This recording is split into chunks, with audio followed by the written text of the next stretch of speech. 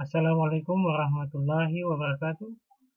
Alhamdulillah, hari ini kita bertemu kembali untuk pertemuan yang kelima, materi yang keempat, mata kuliah kecakapan antar personal. Ya, untuk materi kali ini, pada materi yang keempat, kita akan membahas tentang motivasi, teori dari motivasi dalam antar personal. Yang pertama, definisi dari motivasi. Motivasi adalah faktor-faktor yang menyebabkan, menyalurkan, atau mempertahankan perilaku dari individu. Jadi motivasi itu bagaimana faktor-faktor yang menyebabkan seseorang menyalurkan atau mempertahankan perilaku individu. Jadi semacam tolak ukur atau sandaran seseorang dalam melakukan sesuatu, entah itu mempertahankan atau menyalurkan perilaku dari individu. Jadi itu motivasi. Ada keinginan, ada jalan atau ada jalur yang mau digunakan untuk mempertahankan perilakunya. Yang pertama, 4 pola motivasi. Yang berikutnya 4 pola motivasi. Pertama, achievement motivasi, yaitu tantangan, kemajuan, dan pertumbuhan. Jadi motivasi itu muncul karena ada tantangan. Tantangan ini bisa dalam bentuk kemajuan atau pertumbuhan ya. Contoh ada kemajuan teknologi, kita mendapatkan tantangan menjadikan motivasi untuk bisa menggunakan teknologi atau membuat teknologi yang lebih baik. Nah, itu juga di pertumbuhan. Contoh, satu daerah A dan B. A memiliki pertumbuhan yang cukup tinggi, B memiliki tingkat pertumbuhan yang rendah. Nah, disitulah B memiliki tantangan untuk memotivasi dia agar mengenjot pertumbuhan supaya sama dengan A. Jadi itu contoh dari pola motivasi. Yang pertama itu adalah tantangan. Yang kedua, afiliasi dari motivasi, affiliation motivasi. Dorongan melakukan hubungan dengan orang lain. Itu adalah pola-pola dari motivasi. Yang berikut, kompetensi motivasi. Dorongan untuk berprestasi seperti mutu dari pekerjaan ya, tentunya dalam satu organisasi, dalam satu perusahaan, seseorang terdorong untuk melakukan sesuatu karena adanya motivasi ya. Oh, pegawai A ini prestasinya bagus, akhirnya dia sering mendapatkan bonus atau kenaikan pangkat. Hal ini menjadikan tolak ukur dari rekan-rekan yang lain untuk sebagai motivasi dia juga mau sama dengan karyawan atau anggota si A, yaitu individu-individu yang lain. Kemudian power motivation. Pola yang berikut adalah power dorongan untuk mengendalikan keadaan, mengambil risiko dalam bertindak.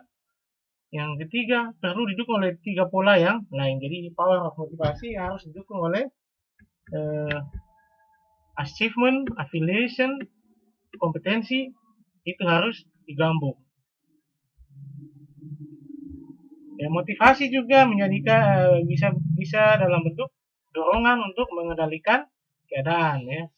Macam dorongan dia mau termotivasi untuk menguasai ini, menguasai itu. Kemudian dia punya resiko dalam bertindak. Sudah pasti ada resiko-resiko yang ditimbulkan pada saat mengambil tindakan.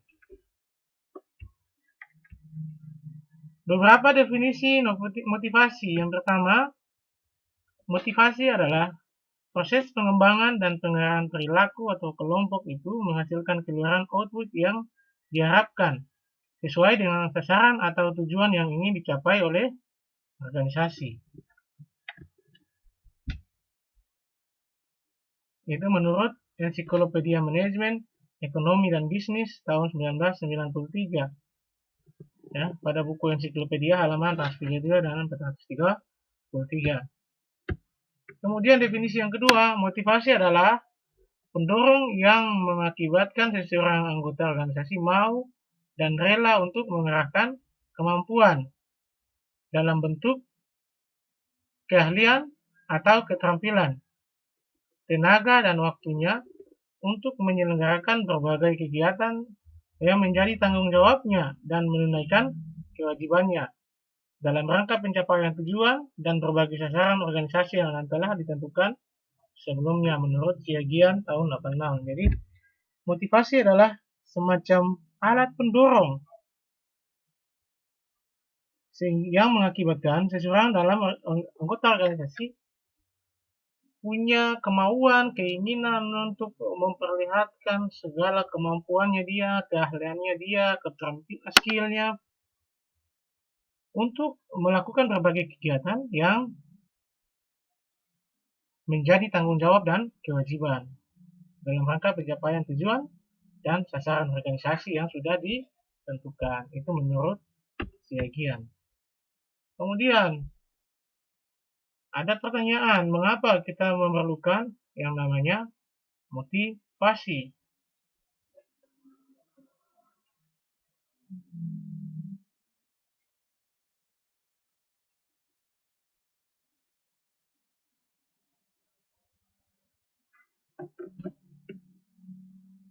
Motivasi kerja.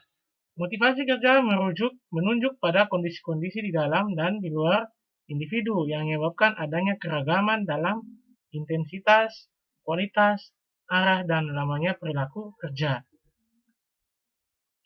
Keragaman untuk kerja yang dihasilkan para petugas rekam medis, contohnya ya. Keragaman mutu kerja yang dihasilkan oleh para petugas rekam medis disebabkan oleh keragaman pengetahuan, persepsi tentang pekerjaannya, dan atau motivasi yang dimiliki oleh para perekam medis. Bila mutu kerja seorang perekam medis tidak memuaskan, lalu dicari kepastian apakah itu disebabkan oleh kurangnya pengetahuan kerja, atau persepsinya yang kurang tepat, atau kurangnya motivasi, atau ketiganya. Jadi itu semacam ilustrasi, contoh kenapa seorang petugas rekam medis hasil pekerjaannya itu tidak memuaskan. Ya. Maka ada 3 hal yang harus dilihat. Oh, mungkin petugas rekam medis ini ternyata pengetahuannya tidak bagus atau tidak menguasai tentang teknik melakukan rekam medik. Atau mungkin permasalahan lain, dia mungkin punya persepsi yang berbeda tentang pekerjaannya atau terjadi miskomunikasi tentang memahami job desk dari pekerjaannya dia.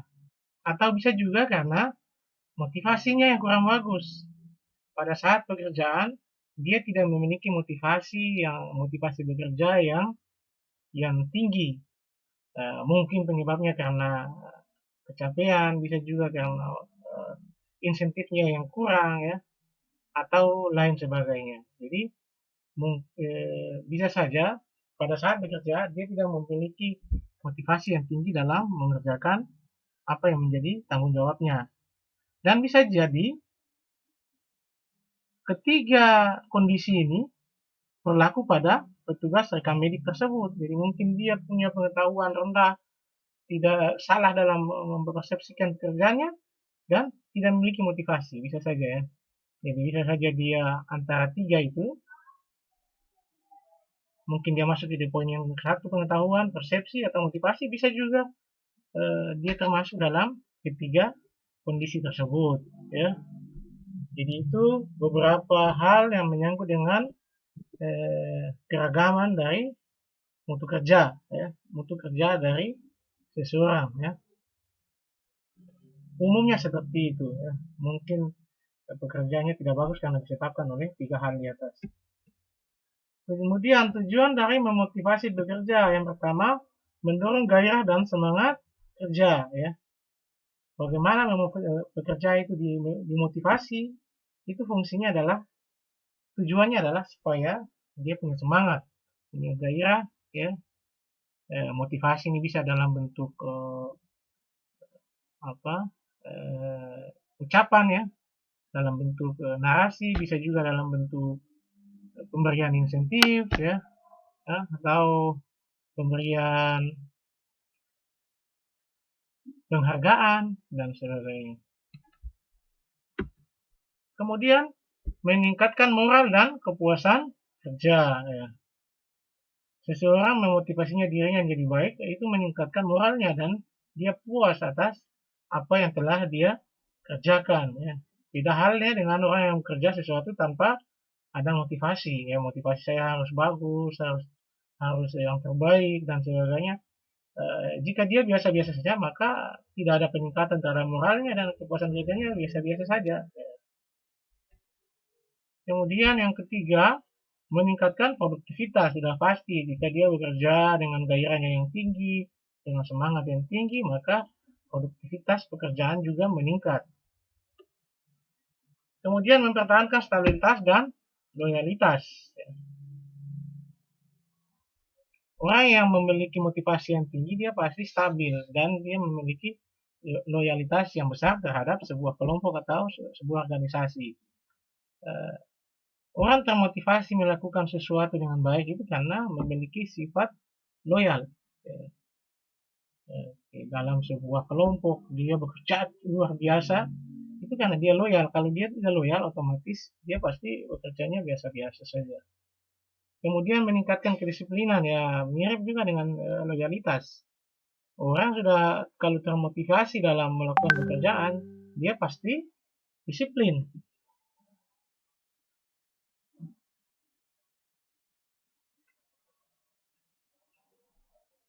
Kemudian menciptakan suasana dan hubungan kerja yang baik.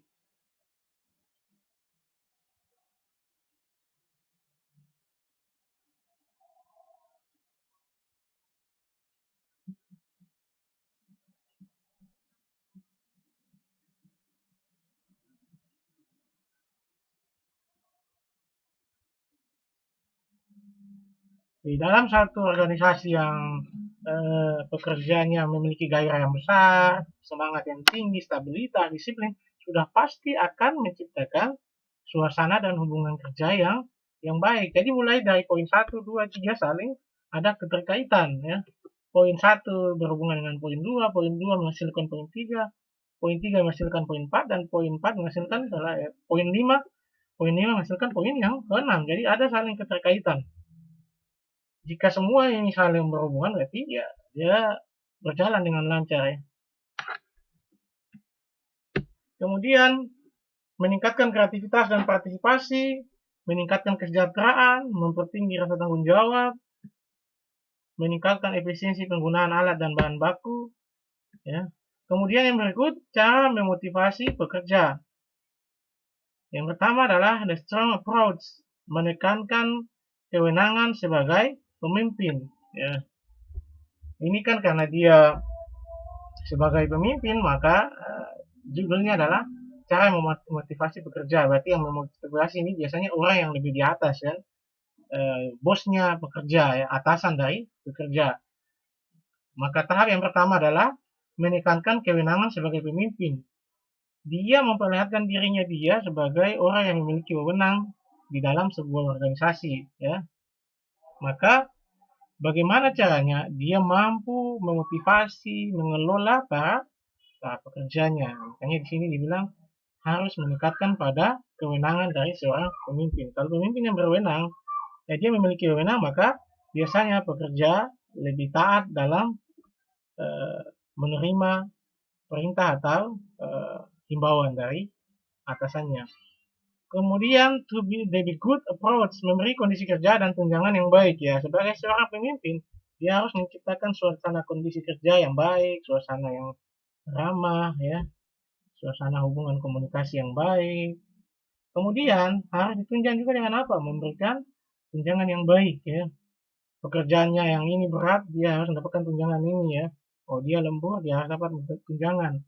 Oh ternyata kinerjanya bagus, dia harus mendapatkan bonus atau reward dari perusahaan.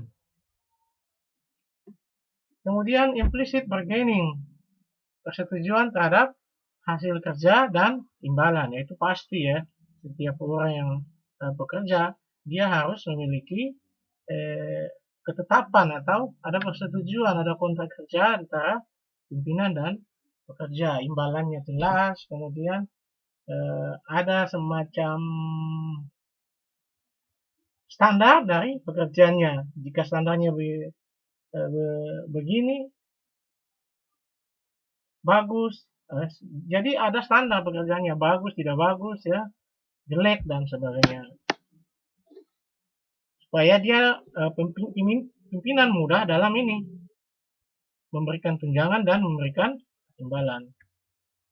Kemudian kompetisi yang bekerja dengan baik, mendapatkan bonus yang sesuai. Ya, jelas tadi saya sebutkan di atas, jika pekerjaannya bagus dan sebagainya, ya, maka dia harus mendapatkan reward, ya, yang sesuai dengan hasil yang dia dapatkan. Kemudian internalized motivation, perluasan pekerjaan, penggiliran pekerjaan, pentingnya kepuasan sosial, dan gaya kepemimpinan yang sesuai dengan situasi. Ya, jadi seorang pemimpin juga harus bisa melihat peluang-peluang itu, ya. Bagaimana membuat perluasan dari pekerjaan, bagaimana ada tahapan dia menggilir pekerjaan atau rotasi pekerjaan, ya. Kemudian pentingnya kepuasan sosial, ya, bagaimana seorang pemimpin memberikan kepuasan sosial kepada karyawannya, kemudian gaya kepemimpinan yang sesuai dengan situasi. Jadi seorang pemimpin dia harus bisa melihat model kepemimpinannya dia yang bisa diterapkan sesuai dengan situasi. Ya, yang ada pemimpin yang karismatik, ada paternalistik, ada autokratis, dan macam-macam. Ya, dia harus jeli dan lihai dalam melihat model kepemimpinan apa yang bisa digunakan dalam melihat situasi dari sebuah kelompok atau organisasi.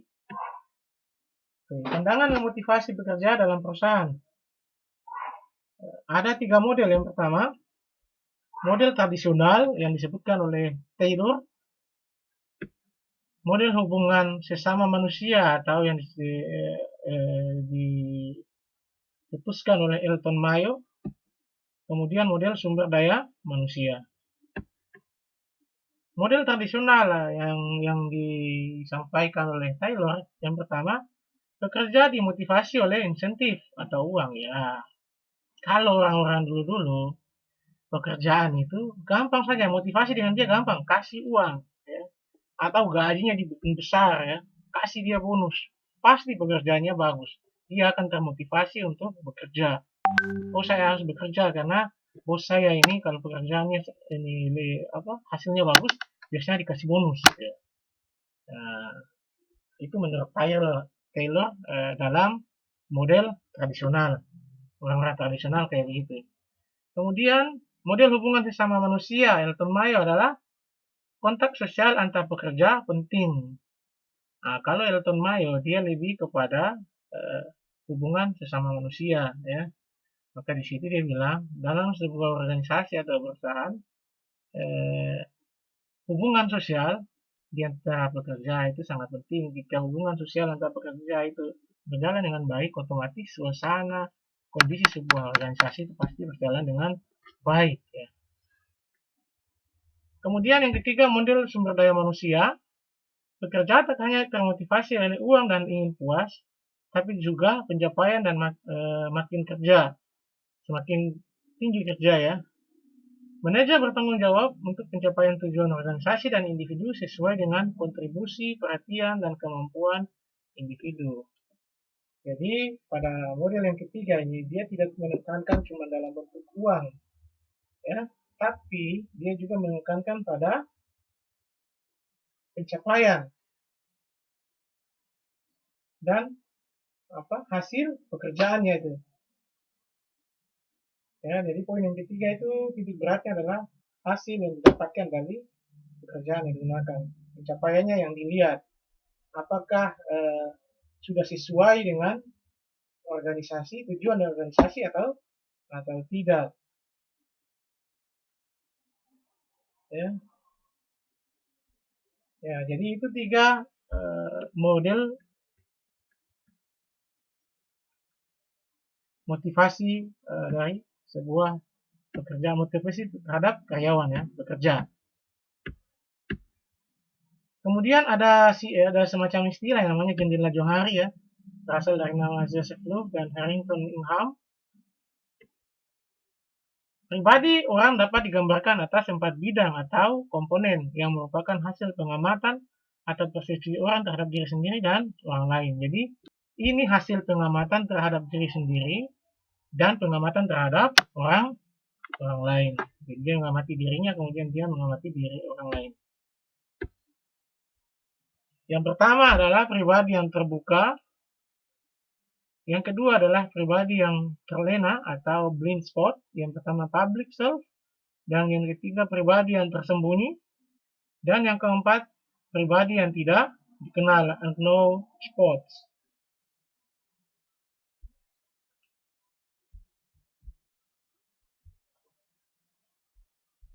Jadi itu menurut Johari ya, Joseph Loeb itu, model kepribadian itu adalah 4 itu.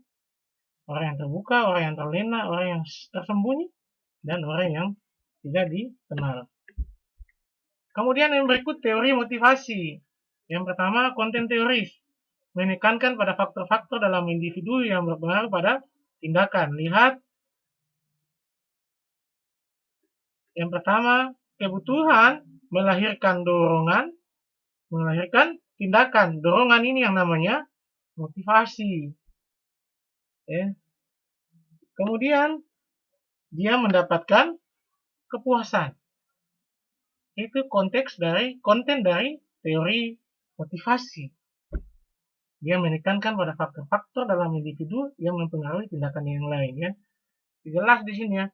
Orang memiliki kebutuhan, faktornya ini, faktor individunya ini. Kemudian dia memiliki dorongan untuk melakukan tindakan dan mendapatkan kepuasan. Jadi tidak ada orang memotivasi dirinya sendiri untuk mendapatkan yang ketidakpuasan, tidak. Tujuan akhirnya pasti motivasi. Nah, tujuan akhirnya saja yang berbeda. Terserah dia mau jadi apa. Akan tetapi tujuan akhir orang pasti dia mengejar kepuasan. Motivasi itu sangat kompleks. Yang pertama, tingkat kebutuhan berbeda untuk setiap individu dan berubah menurut waktu. Ya, dia kompleks karena luas, permasalahannya luas ya. Kebutuhan orang itu berbeda-beda ya. Individu A, B, dan C punya kebutuhan yang berbeda-beda dan dia bisa berubah menurut waktu ya. Hari ini bisa A, besok bisa jadi B dan sebagainya karena masalahnya sangat kompleks, sangat besar, luas. Cara pencapaian kebutuhan juga berbeda-beda. Sudah pasti orang punya cara yang berbeda-beda dalam karena mindset orang berbeda-beda dalam untuk mencapai kebutuhannya yang berbeda-beda. Ada orang tujuannya cuma paling beli motor. Ada orang tujuannya saya ingin beli mobil. Ada orang ingin beli mobil lebih dari satu. Kebutuhan orang yang berbeda-beda. Yang penting dia sudah mencapai tingkat kepuasan, sudah selesai. Oh, saya mau beli motor satu, sudah, dia sudah puas. Ada orang yang sudah motor satu, dia beli 2, baru dia puas. Itulah yang dimaksud dengan cara pencapaian kebutuhan berbeda-beda. Tindakan yang diambil tidak selalu konsisten ya. Ya biasa ya. Terkadang dia ke A, terkadang dia ke B.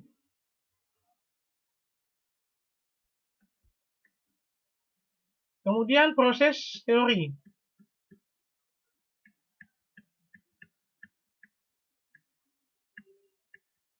Menekankan pada bagaimana dan dengan tujuan apa. Jadi dalam prosesnya itu bagaimana cara supaya mencapai tujuan ya. Tujuannya apa ya? Bagaimana dan tujuannya apa? Dia mau membeli sebuah mobil. Bagaimana caranya dan tujuannya apa? Oh, saya mau beli mobil, harganya begini, caranya apa? Saya mau utang atau saya mau cicil. Tujuannya apa? Supaya saya mudah dalam bergerak atau bertransportasi ya. Dalam hal transportasi yang lebih mudah. Mungkin jaraknya yang terlalu jauh ke satu tempat ya tujuannya. Kebutuhan hanya satu bagian dari suatu proses individu bertindak. Agar ada penghargaan, maka dia lakukan yang namanya kerja keras.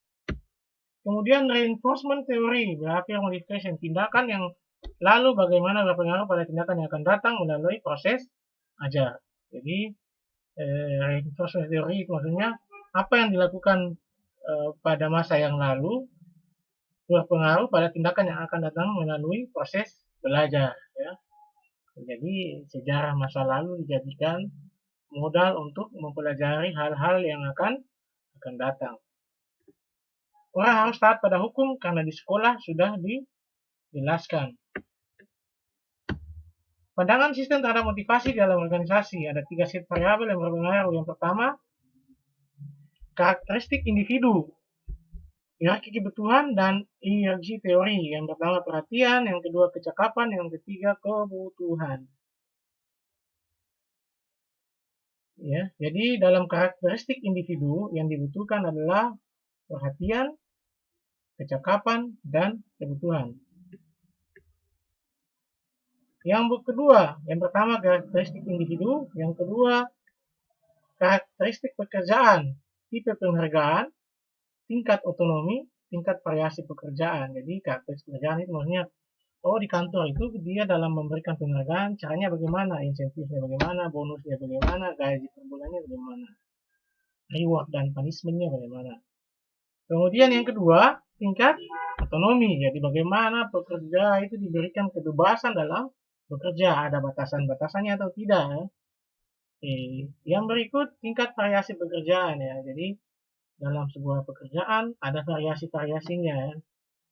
Terkadang dia bekerja di bidang A, terkadang juga dia bisa bekerja di bidang B, atau dia dipindahkan dari A ke B, B ke A. Kemudian karakteristik situasi kerja, lingkungan kerja langsung, itu atasan, praktik penghargaan, itu individu dan kelompok, dan budaya organisasi. Kemudian hierarki kebutuhan. Kebutuhan ini ada karena adanya motivasi. Kebutuhan ini melahirkan motivasi. Menurut Maslow, kebutuhan fisiologis itu adalah seperti udara, air, makan, dan sebagainya. Kemudian kebutuhan rasa aman, bebas dari ancaman. Jadi hierarki kebutuhan menurut Maslow itu yang pertama fisiologis adalah udara, air, itu pokok ya. Kemudian ada yang namanya kebutuhan rasa aman ya, dia bebas dari berbagai ancaman. Kemudian kebutuhan akan kasih sayang, perasaan memiliki hubungan sesama manusia. Kemudian kebutuhan penghargaan, hormat, kemampuan, status, dan lain-lain ya. Menjadi semacam orang yang dihormati, dihargai, dan sebagainya. Itu kebutuhan orang. Kebutuhan aktualisasi diri atau self-actualization. Tumbuh, perasaan saling melengkapi, dan merealisasikan potensi. Ya. Ini tahapannya. Kebutuhan akan fisiologis, ya, self-actualization. Jadi tingkat paling atas adalah self-actualization needs. Kemudian esteem needs, social needs, safety and security needs, dan psychological needs. Jadi tahapannya bottom up, dari bawah ke atas. Psikologinya dapat, keamanannya dapat, hubungan sosialnya dapat, esteemnya dapat, kemudian kemampuan aktualisasi diri itu yang terakhir. Jadi dia merangkum di atas berhubungan.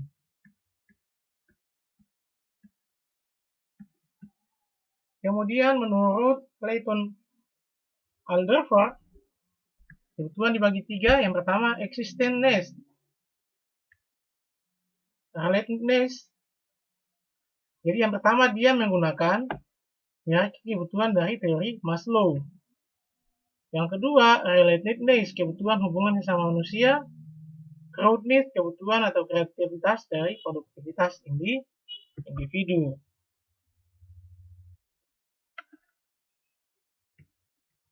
Bagaimana memotivasi bekerja supaya efektif? Yang pertama, manajer harus aktif memotivasi bawahan. Ya. Jadi pekerjaan seorang manajer, dia jangan hanya di balik meja, dia harus sering-sering menghubungi, turun ke lapangan, ke ruang kerja staf bawahannya, untuk melakukan motivasi. Ya.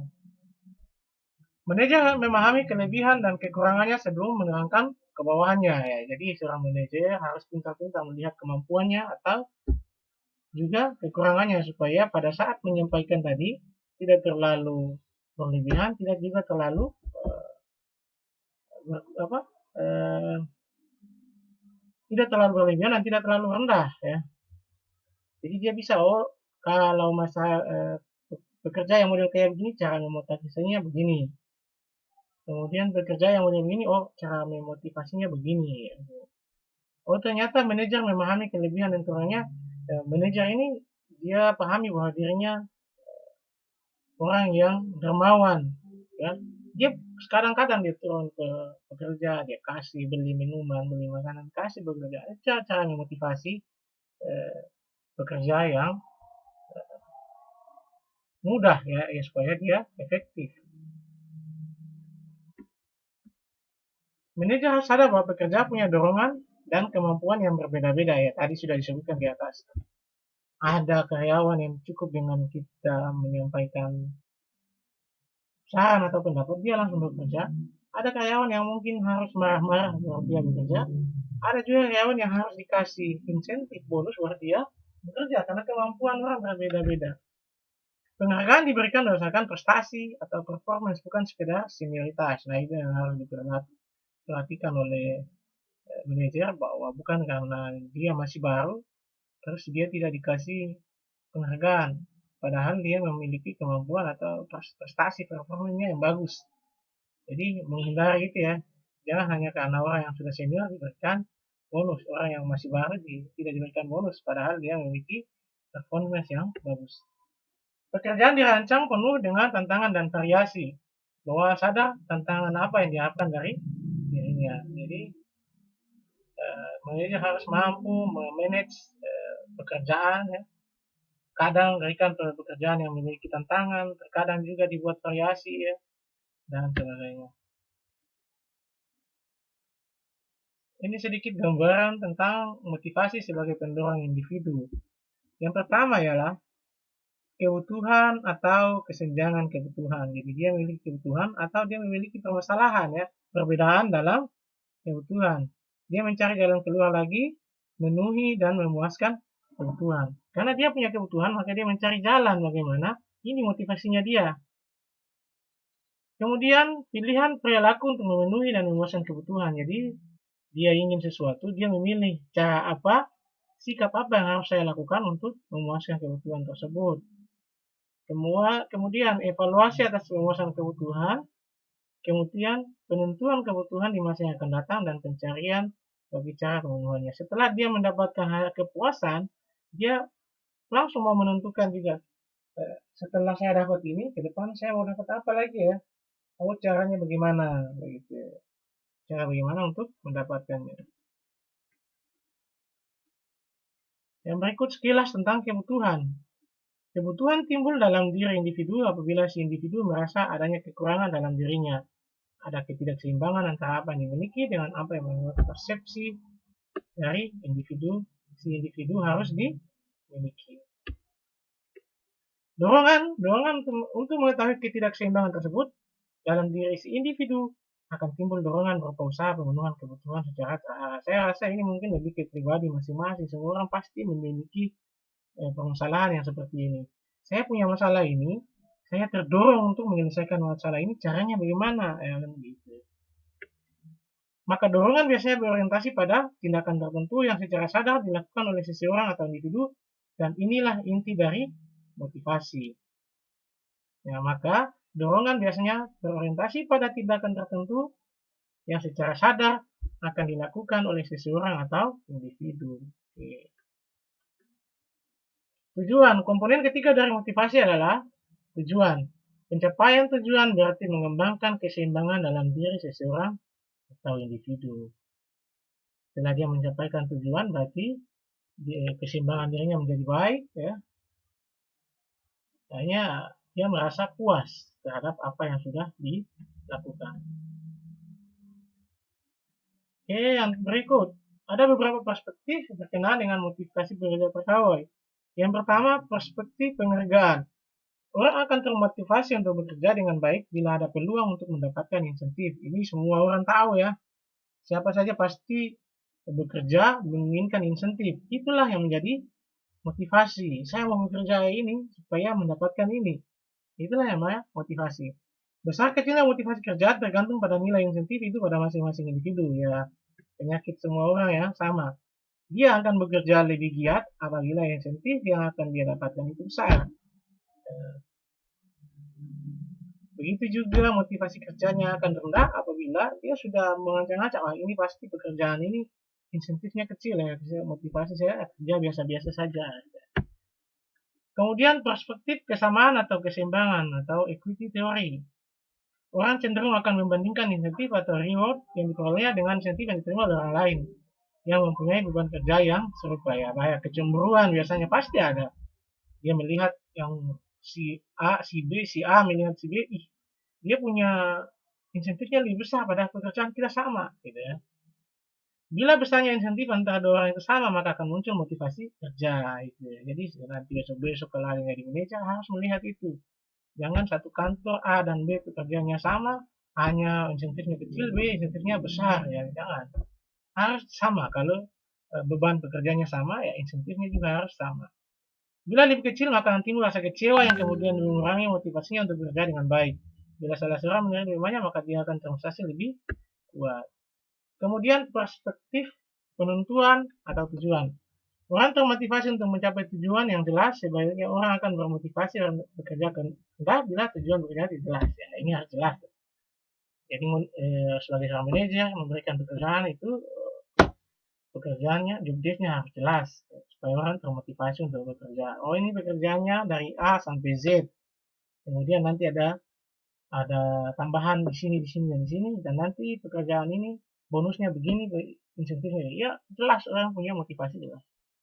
Mengapa berbagai permainan sangat termotivasi banyak orang untuk ikut melakukan karena tujuan yang supaya jelas dan menarik. Ya contohnya orang main sepak bola. Kenapa orang bermain sepak bola? Dia termotivasi untuk menang, mencetak gol sebanyak-banyaknya supaya dia menang. Itu tujuan akhirnya dia. Orang yang tugasnya jelas tujuannya dan lebih menunjukkan motivasi kerja yang lebih besar daripada orang yang tujuannya kabur dan terlalu mudah untuk mencapainya.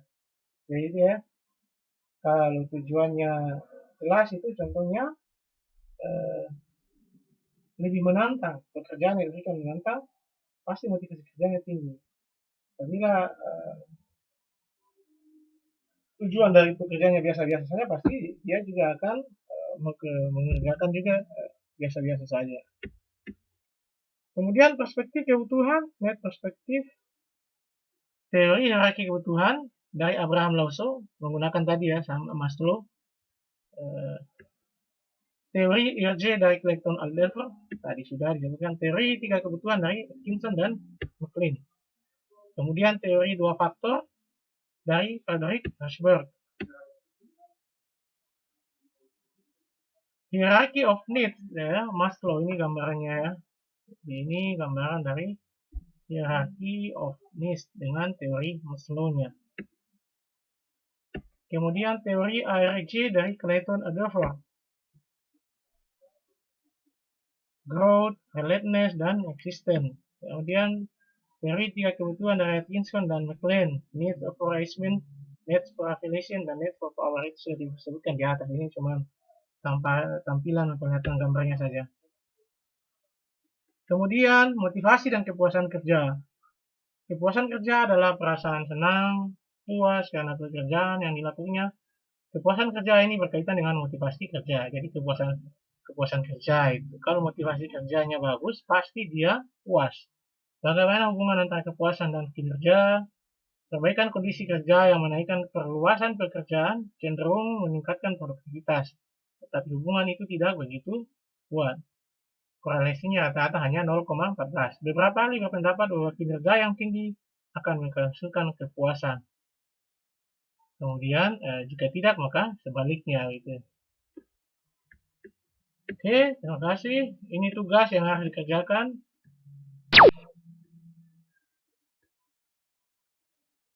Ya, nanti tugas saya upload di virtual class setelah kemudian kalau mau mereview materi silahkan materinya di akses di YouTube, ditonton kembali ya. Oke. Dan setelah dari sini silahkan mengakses virtual class untuk melakukan absen dan mengecek jika ada tugas di sana. Ini juga tugas.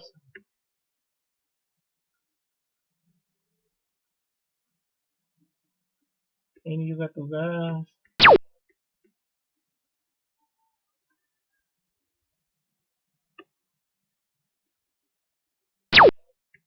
Ini juga tugas.